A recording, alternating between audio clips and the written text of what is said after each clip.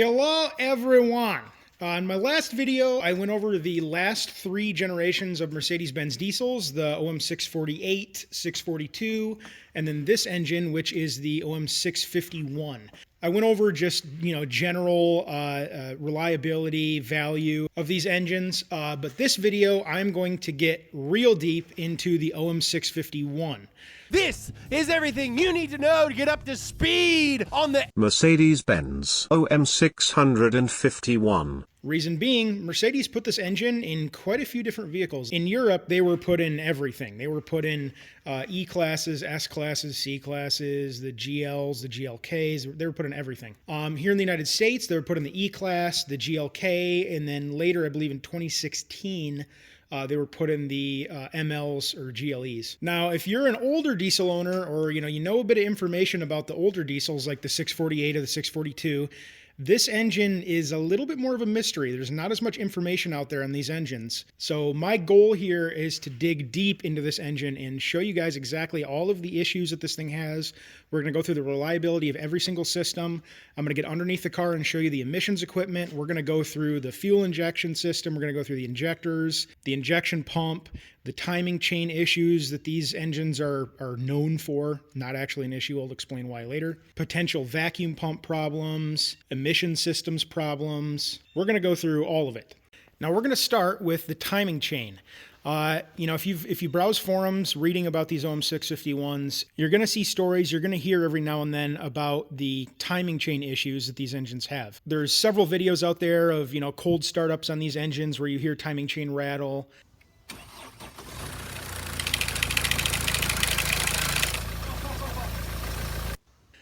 You hear of people needing to do timing chain replacement. It's not as big of an issue as what people think. The issue is not actually the timing chain. It's the tensioner. And this is actually a common problem across numerous different Mercedes engines. The tensioners themselves do wear out.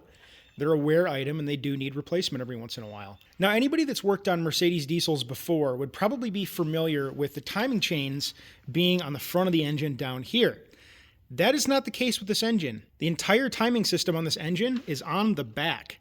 Now that does complicate things with other systems that are typically run off the timing chain, like the vacuum pump, the fuel pump. We will get into that a little bit later. Now, there's a little bit of controversy around the timing chain itself. Mercedes, with their older 648, 647, and 646 engines, the inline predecessor to this engine, those engines used double-row timing chains. With this engine, it only uses single-row timing chains. Now, several people speculated that because they went from a double row to a single row, that the chain is not as strong, it's subject to more stretch. Now, while that is true, it's not technically a problem on this engine, and the reason being, the only thing that the timing chain drives on this engine is the camshafts.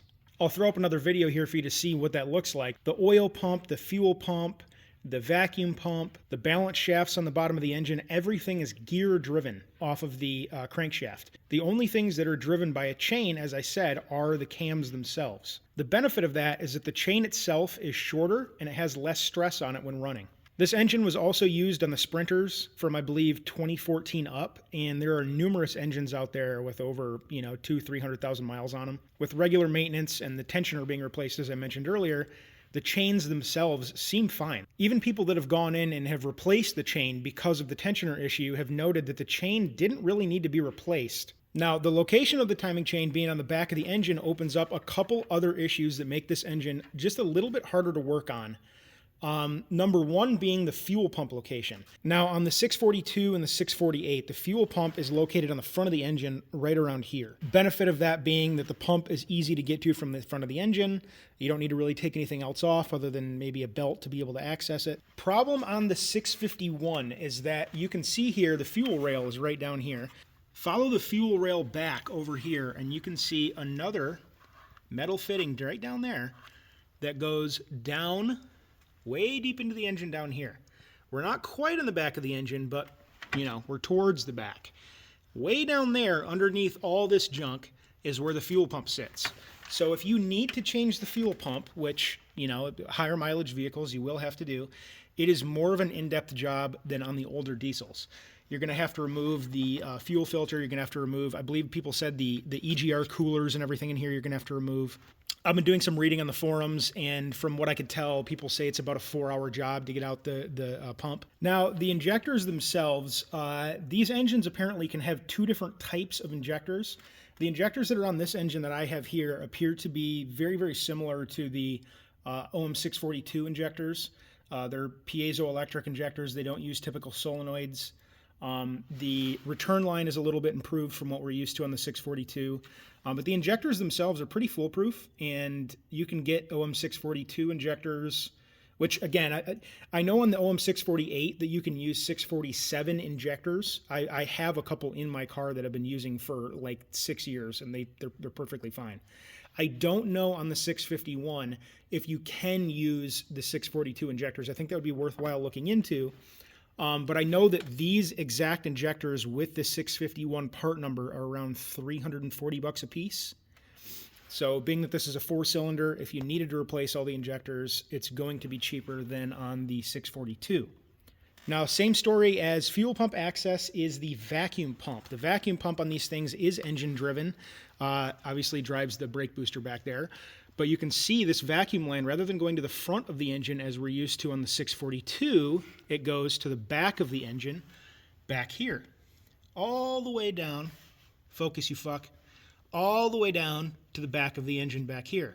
Next problem we have on the front of the engine, and it is below all this relay mess down here, and it is the water pump, which sits right back there.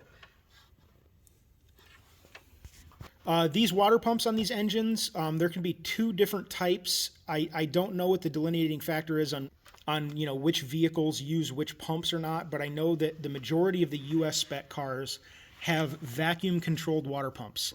And I believe the reason for that is that they can open and close various valves in the water pump to make sure that the engine can heat up faster.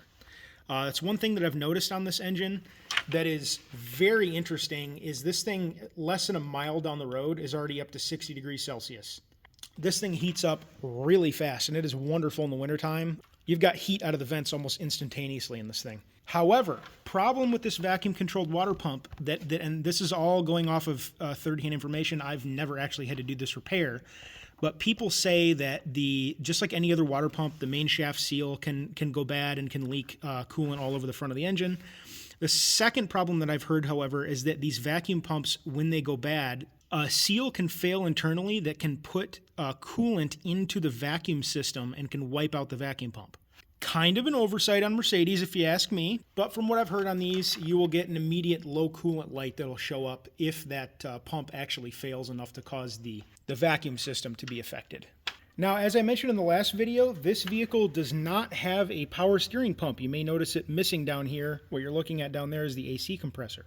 This vehicle has an electric steering option code. Now, this is the first Mercedes I've ever owned that has mechanical option codes. Usually option codes for vehicles that are attached to the VIN, options you can get to the vehicle are cosmetic.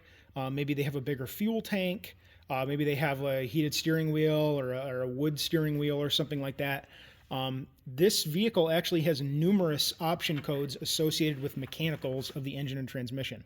Electric power steering is one of them. Here is the steering rack. You can actually see 2 pretty large gauge, looks like maybe 8 gauge wires going into a servo motor. This rack does not use hydraulics. It's entirely electric. Advantage to that is you don't have to worry about fluid leaks like you have on the older MLs or GLs. And you don't have to worry about the extra complexity of having a power steering pump. Now, in my opinion, that makes these electric steering racks a better option compared to the hydraulics because it's more of a self-contained unit and you don't have the added complexity of having a power steering pump, the hoses that can go bad on them, the pump itself can go bad. You don't have to worry about adding and maintaining the fluid levels. Now, on this GLK, they only came in 4MATIC for the diesels, but I know that the E-classes, the E250s, you can get in either the 4MATIC or just standard rear-wheel drive. One additional thing to keep in mind as far as maintenance goes for the 4MATIC system is you do have the added complexity and fluids that need to be maintained for the front transfer case. Above the DPF and exhaust here, you can actually see the drive shaft right here. coming through up to the front transfer case, as well as the U-joint up there that is a bit of a pain in the ass to get to if you need to replace it. Another thing that can happen, which this GLK appears to be suffering from, is I believe the shaft seal for the front axle here as it goes out. The shaft seal up there, I believe, is leaking pretty slowly. It's kind of hard to see here, but you can see that the transfer case over here is a separate casting from the oil pan, which is over here. This complicates things a little bit because you have multiple shaft seals as the axle for driving the front wheels goes from the transfer case through the oil pan and out to the other side. When these shaft seals go bad, that is an absolute nightmare of a job to replace those things. I can tell when I remove the bottom covers off of this thing, there's not even a single drip onto the aerodynamic panels. So this is not even leaking slow enough to drip. I'm just going to keep an eye on fluid levels of the transfer case here, but I don't believe this warrants repair yet. I'm going to try and show you guys the fuel pump location here from the underside of the vehicle. This might be a little bit hard to get the camera to focus on, but I'm going to attempt it. I'm going to come up right up here, kind of slightly behind the bell housing for the transmission. There is a metal line. You see that shining metal line? That is the main pressure line coming from the fuel pump and going to the rail. It skirts up underneath that skirts up next to the engine and goes up to the rail where I showed you earlier. All right, next thing I'm going to show you guys is going to be the emission system and exhaust. I'm going to go tip to butt on this thing and show you where the complexity starts and ends. You can see here, this is one of the DPFs. I believe this thing actually has 2 DPFs, and I'm not talking about the SCR catalyst back here. If you come over here and look straight up, it might be hard to get the camera to focus on it. Let me see if I can get up there and look at it. If you look right there, do you see that round part of the exhaust right there? I believe that is a second DPF. Up here on top of the DPF, this metal line going through the exhaust, this is a pressure sensor. There's 2 or 3 of them on the vehicle. Coming back over here to the other side, this is your DEF injector, your diesel exhaust fluid injector. This is where the urea coming from back there in the back of the vehicle comes and routes around here and injects into the exhaust. Now, the chemical reaction that takes place with the DEF that eliminates the majority of NOx emissions on these vehicles does not take place here. It takes place here at the SCR catalyst. This is where the NOx and remaining particulate that makes it through goes through a chemical reaction with the diesel exhaust fluid, and that is where the majority of the magic happens in this exhaust. One thing I forgot to mention, up here by the exhaust fluid injector is an oxygen sensor right here, post-DPF. You have one pre-DPF and post-DPF. And then back here behind the SCR catalyst, you have another oxygen sensor on both sides. You have another one over here as well.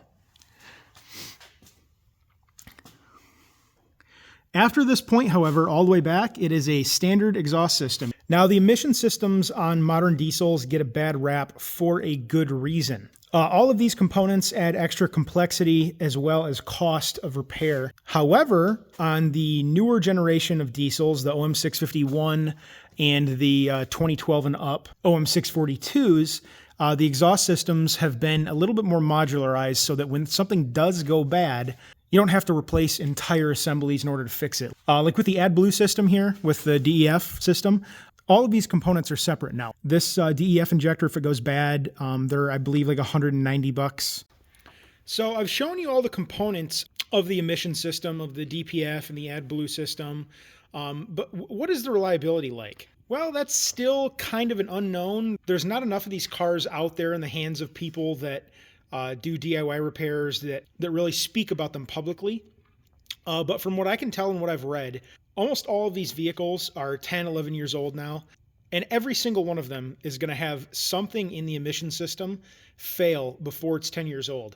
And that could be something as simple as, an oxygen sensor that needs to be replaced. It could be something as serious as the SCR catalyst, the DEF heater, something like that. Now, it's not all going to fail at once. You're not going to have to rip everything out and replace everything in its entirety. It's most likely going to be one individual component at a time. You might have the tank heater go out. You might have the DEF injector go out.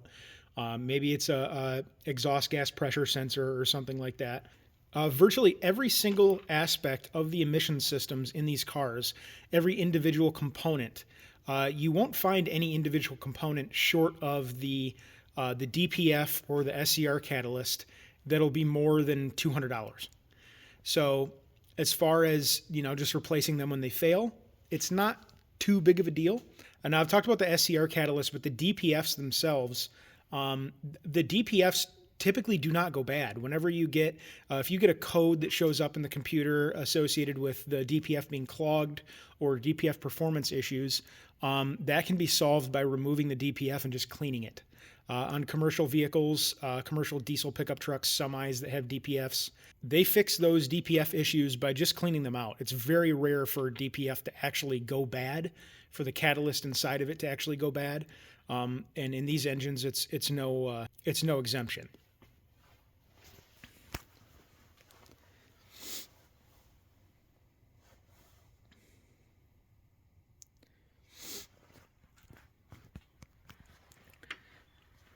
So I would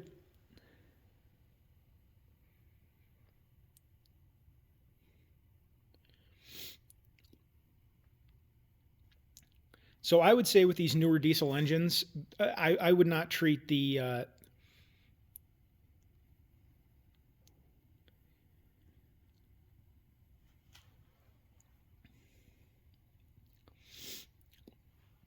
I am very interested to see with this vehicle what the emission system is going to be like. I've never owned a car that's had the AdBlue system, the DEF system in it before, so I'm very interested to see what the reliability of the system is going to look like. If it goes bad, you guys are going to see a video on it. That's about it on the OM651. I mean, this engine has a reputation of mechanically being very sound. Next video that's going to be coming out, we're going to be doing, I'm probably going to separate it into 2 separate videos, but I'm going to do a complete transmission fluid flush. Also going to be doing a service of the transfer case, changing the oil on that, looking at the condition of the oil. But that is it for this video, guys. Peace.